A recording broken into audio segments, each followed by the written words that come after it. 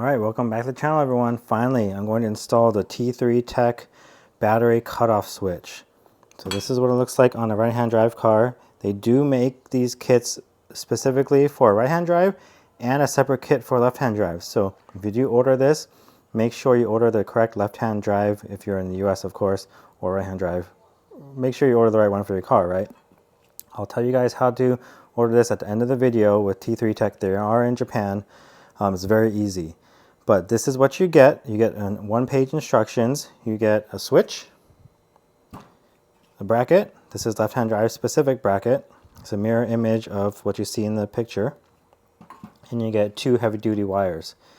Should be very, very simple. All this does, and I've translated this of Google, it doesn't really say much. It's basically saying you're going to remove the ground to the battery, which is right there on the right-hand drive. And what you're going to do is interrupt the ground with this switch. So one end is going to go to the chassis. Another end is going to go to the switch on one side. This other side is going to go to right here. And this is going to go to your battery. So this is going to be in line of your negative terminal, your new negative terminal in the battery. You're going to remove your old negative terminal completely. And you're going to mount this bracket, of course, on your car. All right, so a quick look at this kit. It seems to be pretty decent quality. And the switch looks really nice. Everything feels heavy duty. These cables are nice and heavy. This probably doesn't look the nicest. So if you're super OCD about, your connections to your battery, you might want to change that. I don't care. This is really nice. This is an aluminum piece, very lightweight. Very nicely bent and with some nice writing on it. So looking forward to install this. So to show you where this goes, on a left-hand drive car, this bracket is going to go right here. So you can see those two big bolts right there. These two bolts right there, 1 and 2. That's where it's going to mount. And then you're basically going to run the wire down and behind the battery. I'm going to have to remove my air cup and tank and the battery to show you guys where the ground is. The ground looks like, I can't see it, but it looks like it routes behind the battery. So according to the instruction manual, there should be a chassis ground right on the firewall. So I'm going to remove it so I can show you guys where it's at, but we'll do that right now. Okay, to access the negative terminal, you are going to have to remove the battery. So I'm not sure how to exactly remove this at the moment, but I'm guessing that I have to remove this beige plastic piece first in order to get the cover off, in order to remove, use a bolt probably, or use a socket to remove the bolt. So I'm going to pop off that plastic piece and then let's see what happens. So to remove the negative terminal, you're going to have to spread apart this beige plastic clip covering the rubber boot. It's not easy to show on the car, so once I remove it off the car, I'll show you how it's done.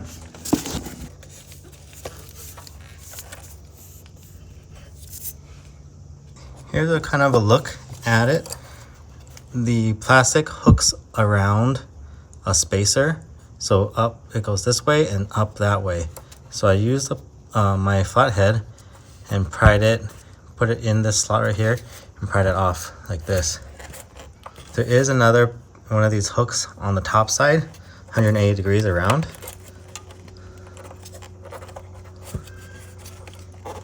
Once that comes off like this, I'll show you off of the car. There's a 10mm bolt and a spacer.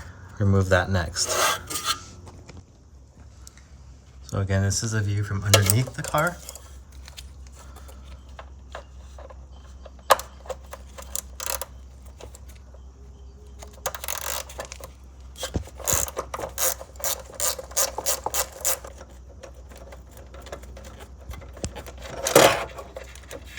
There's a look at the location where the ground connects to the chassis, right underneath the blower.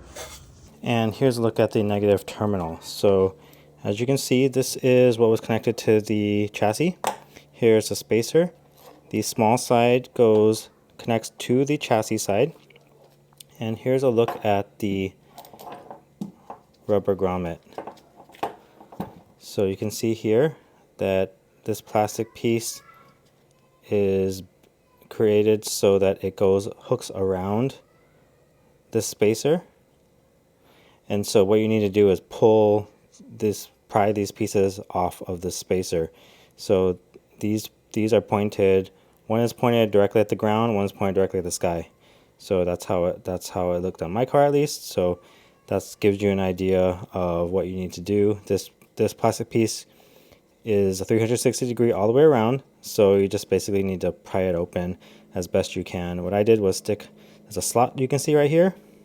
On each side, I stuck a flathead in. So I stuck a flathead in like this and just pried as best I could, and it came off. It came off relatively easy. Okay, important to note, I'm going to reuse this boot. The cable that comes with a T3 kit does not include a boot. That's probably one of the downsides of the T3 kit. If you go with the HCE kit, the vendor from the United States, they do include a boot to cover the side that connects to the chassis. So I'm going to install this on the chassis side. And important to note, this cable right here has two different sizes.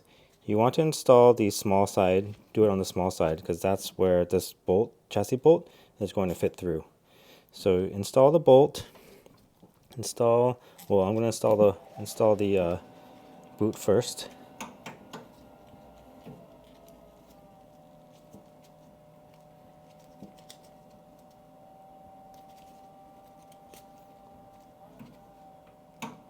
It's getting destroyed. So there's the bolt. There's the spacer. The small side goes on the chassis side. And I'm going to tighten this on and then slide the boot over. Alright, I'm going to insert this portion of the video. I filmed this later on after I realized that I had to reroute the negative terminal. So you can see that the negative terminal is routed not down below the blower, but up and above the blower. It's a little bit hard to do. So this kit isn't really optimized for left-hand drive is what I'm realizing. Because especially if you have a standard size battery like I do. If you have a small battery, not a problem to route the cables underneath the blower. But with a standard size battery, it kind of takes up all this space right underneath the blower, right where your cables need to go. So I'm going to go on the top side next to my battery and show you guys. But basically, I could not route this cable underneath the blower because I need to route the other end of the cable that underneath this blower. So let me show you. Alright, so as you're aware, there are two cables going to the battery cutoff switch. And what I was trying to get at is with a standard size battery, this part, and especially this part that raises up, tucks right in underneath the blower. And this edge right here, this corner, sits right in that area. So when I had the cables going right in front of that firewall, it wouldn't allow me to push the battery all the way back where it needed to be. The battery needs to sit all the way up against that ledge right there, and it wouldn't allow it to go all the way back. So also two cables need to get through because one needs to go out to the switch and one needs to come back to the battery.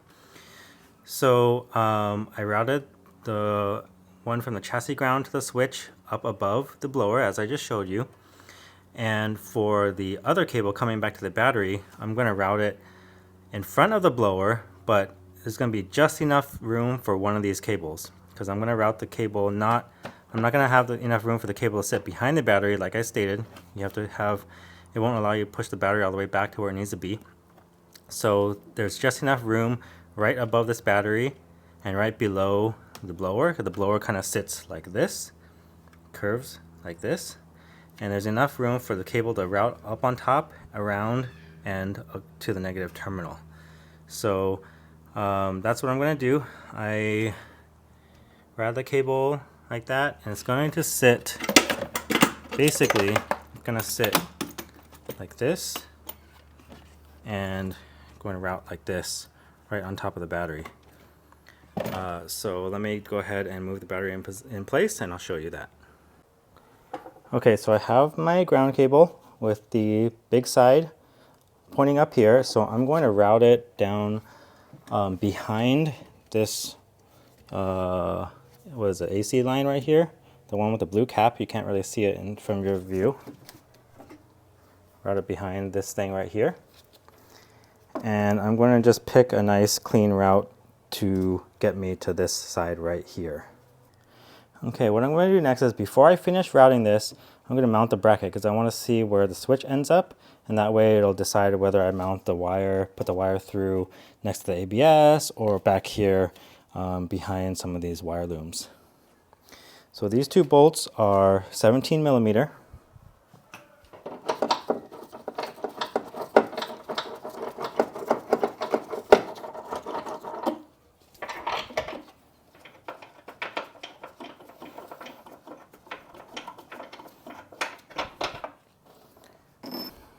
Okay, let's start assembling and disassembling this switch.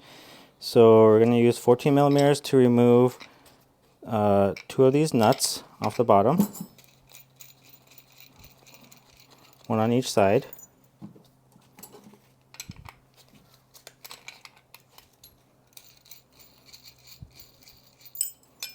And then looks like we're going to have to use a Phillips to remove the top of this switch in order to get it over the bracket, or get the bracket over the switch, I should say.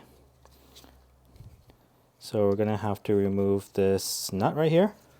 So this seemed like it was about a 25 millimeter, but it could just barely get on a 25, like just barely on the edge. So just using an adjustable wrench.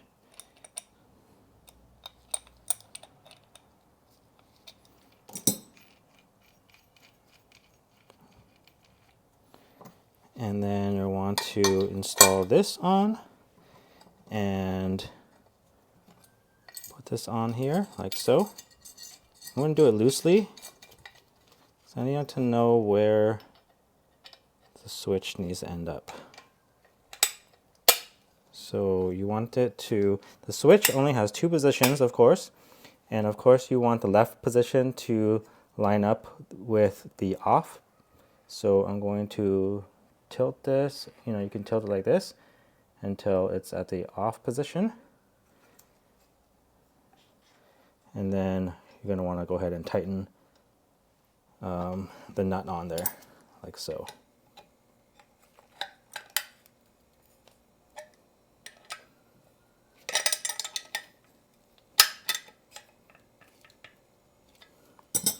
Let's test it out again. Off, on, off, on. All right. I'm going to put this little lock washer in there and the screw.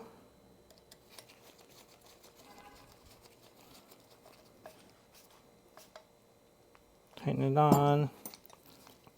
Make sure this washer is tightened again, or this big nut. Okay, pretty tight. Again, test out the off and on. All right, so now we're ready to mount this to the car, and then we can mount the cables onto the posts. All right, sorry for the change of camera angle, but I thought that would be better for you all. So, of course, we have the bracket in position, and we're going to tighten these bolts in.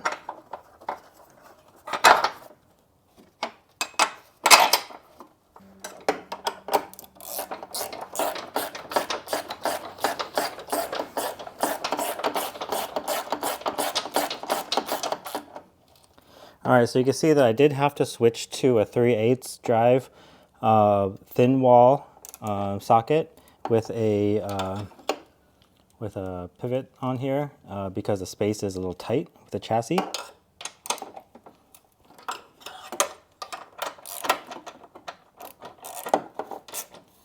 All right, I can't find the torque spec for these right now, but I'm going to torque them to 69 because the nuts right next to them that connect to the suspension are 69. If I find differently, I will put it on screen right now.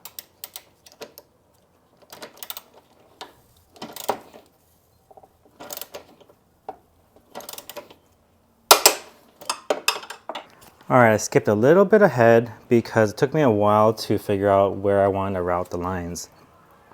Every car is going to be different because I originally wanted to route it back here, kind of behind this guy right here where this is, but this is, you may not have this because this is where I routed the wiring for my ABS upgrade. So this is not probably where OEM is. So I wanted to route it through there, but that was already there. And you also have to make sure that where you route it, you're probably going to route both of these cables through. So these are pretty thick. So what I ended up doing was, again, behind this heater core line or whatever that is, AC line, you can see there's one line right there, one line right there. And through, I went through the bracket of the ABS. So there's a hole right there in the bracket. I put both of these lines through that. So you can see that right here. And so I didn't tighten them on yet. I put one nut on the other side and one nut on this side. I still need to do this side. I don't think it matters which side which because it's just a on and off switch. But so route it however, connect these lines to whichever post you want. But that's how I have it routed right now. And so I have both of them. The side connecting to the battery is just laying there right now because I still need to tighten the chassis side bolt of the ground. And I need to install the nut on this post and tighten both of these. So that's what I'm going to do right now. So grab the washer and the nut. And you're going to want to do this on both of the posts. Once again, these are 14 millimeter.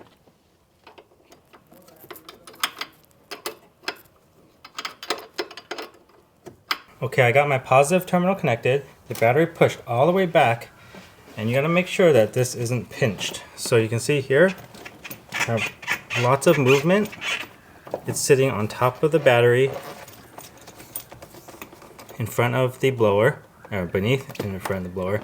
And now I can hook up my negative terminal. I've already tested it. It works very well. Basically off and on. You can hear my car turn on a little bit. Off. Easy as that. So this kit again is not optimized for left-hand drive. There's a lot of work that needs to be done to route one of the cables behind the blower. Of course I had to remove the boot first. That makes it easier to route the cable behind there unless you watch this video first and install the cable before you install it to the switch, route the cable behind the blower. But yeah, there's this option and there's the HCE option. HCE option, I watched their install video. Their switch looks really nice. Comes with a boot again for the negative, for the ground on the chassis. There's mounts right here, has an NSX logo. So I purchased this before HCE released theirs. But if I had to do it again, yeah, I might purchase the HCE because it's optimized for left-hand drive. But I got this one installed. It is doable. It's a little bit of a struggle in certain areas. But again, if you have a smaller battery, which a lot of you do, then you will have even less issues with the T3TEC battery cutoff switch. So I think that'll do it for this video. Again, just make sure you test everything, make sure everything's tightened, the two nuts on here, the bolt holding to the chassis. Make sure all your wires are not pinched. You're going to want to zip tie these cables to something sturdy so they don't rub against some of this. So this, I need to zip tie this. You don't want it rubbing against there and rubbing a hole or anything like that on the cable.